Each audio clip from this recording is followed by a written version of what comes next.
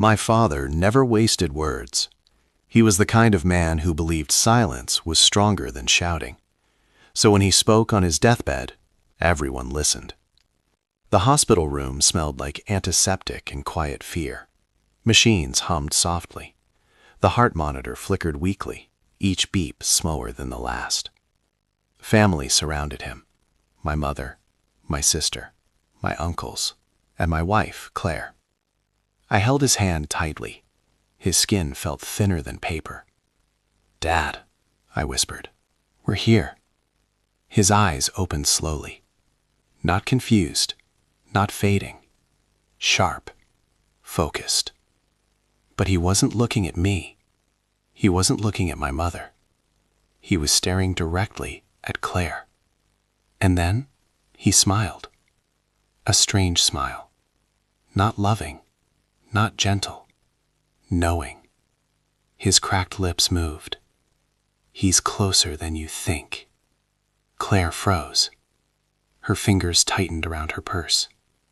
I leaned closer. "Dad, who?" His eyes never left her. "You thought burying him was enough." The room went still. Claire took a step back. Her face drained of color. And then my father whispered his final words. "He's coming for what was taken." Flatline. The machine screamed. And my father was gone. But he didn't die looking at me. He died looking at her. People cry differently. Some scream, some collapse. Claire didn't cry. She stared at the floor like someone who had just heard a verdict. My mother sobbed into my chest.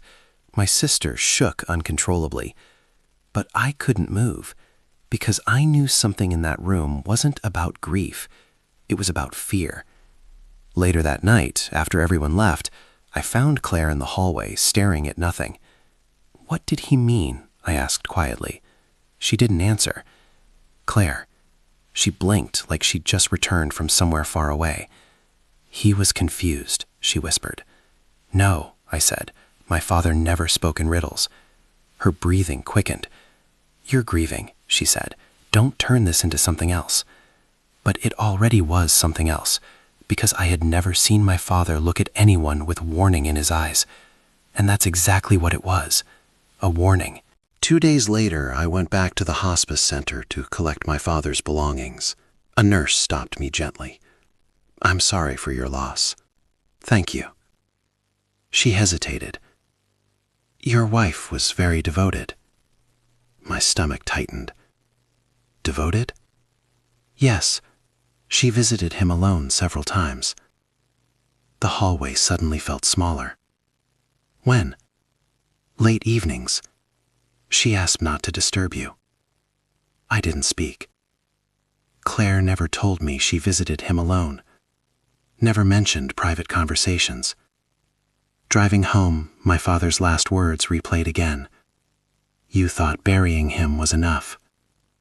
Burying who? That night, Claire fell asleep early. Or pretended to. I went into my father's old study. He had always kept things organized. One desk drawer was locked. I had never seen it locked before. After searching his coat pockets, I found the key. Inside, old case files, bank records, newspaper clippings, a man's photograph. The name beneath it, Adrian Keller. The article headline, "Financial Fraud Investigation Reopened After Mysterious Disappearance." My heart skipped. Adrian Keller. The same last name Claire used before we married. I stared at the picture. It was her. Younger. Standing beside him. Not scared. Not forced. Smiling. The next morning, I placed the photograph on the kitchen table. Claire walked in, saw it, and stopped breathing. "Explain." Her hands trembled. "That was before you," she whispered. "I know," I said calmly. "The question is, before me what?" She sank into a chair. "Adrian wasn't who he said he was. Neither are you." Her eyes filled with something worse than guilt. Regret. "He was dangerous," she said. "He got involved in money laundering, shell companies, illegal transfers. My father prosecuted him. She nodded slowly. He blamed your father for everything. My pulse slowed. Cold clarity replacing confusion. So what was your role? She looked at me like she was about to confess to murder. I helped him. Years before we met, Claire worked for Adrian Keller. She handled accounts, transfers, documents. When the investigation began, she panicked. She cooperated with authorities, testified quietly, helped build the case. My father was the lead prosecutor. Adrian disappeared before sentencing, presumed dead after a car accident near the coast. No body recovered. Case closed. Or so everyone believed. You thought burying him was enough. My father's words weren't symbolic. They were literal. That night, Claire's phone buzzed. She froze. I reached for it. She didn't fight me. Unknown number. Message. You should have stayed buried with him. Another message followed. He knows now. And then, tell Ethan I'm looking forward to meeting him. My blood ran cold. Adrian Keller wasn't dead.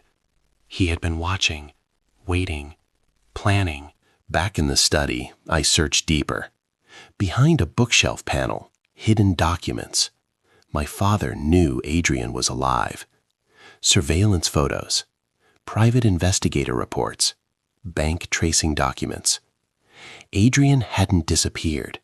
He'd rebuilt, under a new identity, new network, more powerful than before.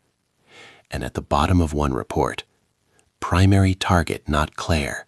Target is Ethan. My name, circled, in red ink. Claire broke when I confronted her. He thinks you're the final revenge. For what? For destroying his empire. I was in college when he was prosecuted. She shook her head. He doesn't care. You're your father's son. That's when I understood. My father didn't fear for Claire. He feared for me. Next message arrived the following morning. 3 days. No context. No demand. Just a countdown. Police wouldn't act without proof. Threats weren't enough. And Adrian was careful. Always careful. But my father wasn't reckless either. He left something behind. A sealed envelope labeled, "If this resurfaces." Inside, bank accounts, hidden companies, offshore transactions. Evidence enough to bury Adrian forever. My father had prepared for this. He just ran out of time. On the third day, another message. Tonight, Old Harbor Warehouse. Come alone. Claire begged me not to go. You don't know him, she whispered. No, I said, but I know my father, and I know he never left things unfinished. When I arrived, the warehouse was empty, or so it seemed. Then a voice echoed from the darkness. You look just like him. Adrian stepped forward, older, scarred, alive. You ruined my life, he said calmly. I was 19, I replied. Exactly. He smiled. You were easier to hate. What Adrian didn't know was this. The envelope my father left was already delivered to federal agents that morning. This meeting wasn't surrender. It was delay. While he talked, sirens grew closer. Adrian's confidence faded when he heard them. You think this ends? He asked as officers stormed in. It already did, I said. He was arrested. This time, no disappearance, no accident, no escape. Weeks later, life felt quieter. Claire and I sat in the same study. Different silence now. Not fear. Truth. You could have left, she said. I considered it. She didn't cry. I stayed, I continued, because secrets destroy faster than enemies. My father's final words weren't about revenge. They were about unfinished business. He wasn't warning Claire. He was preparing me. And for the first time since his death, I felt something close to peace. Because some men don't leave inheritance. They leave protection. And mine did.